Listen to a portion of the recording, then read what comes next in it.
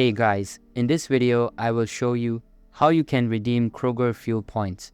So make sure to watch the video till the very end. And let's begin. Here is how you can redeem Kroger Fuel Points. Firstly, use these procedures to redeem your Kroger Fuel Points. Go to a Kroger gasoline station and take these actions. Visit one of the collaborating Shell petrol stations or Kroger fuel centers when the pump is prepared.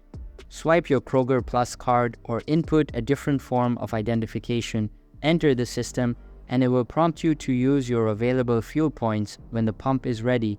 After picking to redeem your points, fill up your tank.